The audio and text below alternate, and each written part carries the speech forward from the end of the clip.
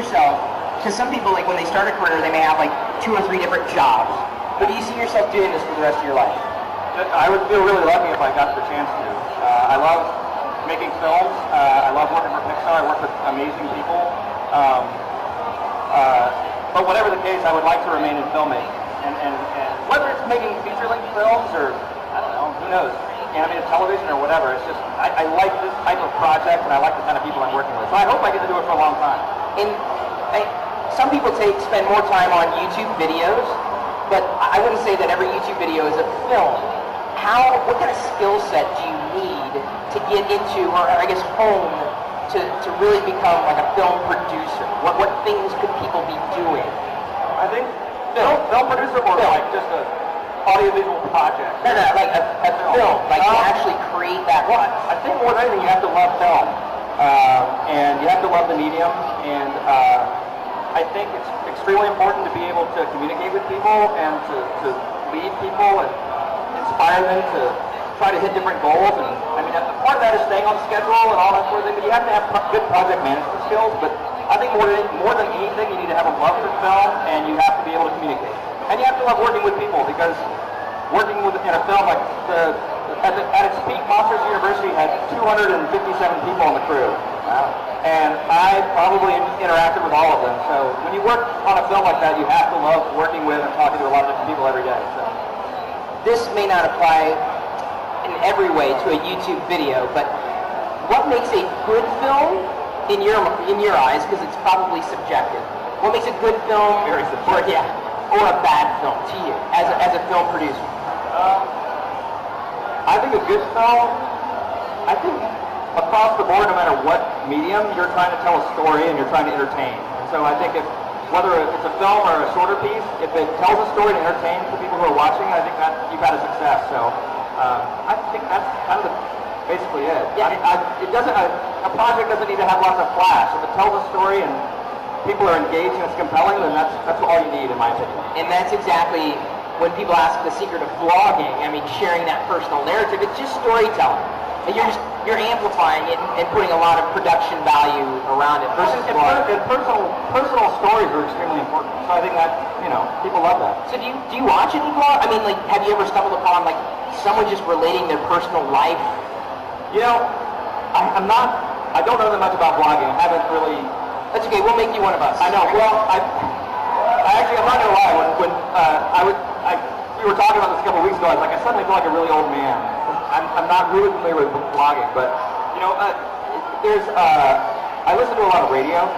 NPR has some great sort of personal stories. This American Life. Yes, This American Life, that kind of thing. But also they have a storytelling segment on some of their shows where people just talk about their lives and something they experienced. Okay, so I have 2 questions. Okay. The first one is, how long does it usually take to make a Pixar film? I would say on average it's like 4 years from start to finish. There have been films that take a little bit longer and some that have been shorter, but on average I'd say about 4 years. So you have one more question. Oh, sorry. Okay. So I kind of want to be like a filmmaker kind of person myself, so was it difficult getting into it at first? Yeah, I mean it's really competitive. There are a lot of folks who apply for the jobs at Pixar and all other studios, but I stuck with it. I had to interview, I think over the course of 2 years, 4 times at Pixar in order to get in the door. I just kept trying, and I really wanted it, and I wanted to work there. I wanted to work in film, so I didn't give up. And so I think that's kind of part of why I got the job. They were probably just tired of me sitting my resume in. So I would say if you really want something, just keep applying and keep trying. So that's really important. What kind of tools might you recommend that someone use today? Because there's so many tools anybody can download and try. Yeah. Are there any ones? In terms of animation or animation or just creativity? Gosh, in terms of tools, I'm probably not the best. I'm not an animator. Animation programs, I'm sure they're, the one that we use at Pixar is our own animation program, which I don't think anybody can get. I'm not in sales for that, but I'm sure there are animation programs out there. I know there are animators who practice with After Effects.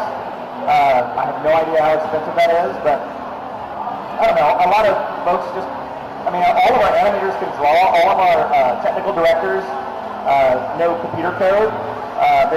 coding and coding languages and whatnot. So one thing I would say though is I think learning to work in teams and communicate with other people is critical. And learning to work together with other folks is absolutely critical, because nobody at Pixar sits in their office all day and doesn't interact with people. We're one gigantic collaborative team. So I would say that's a huge skill is learning to work with people and communicate and being part of the team.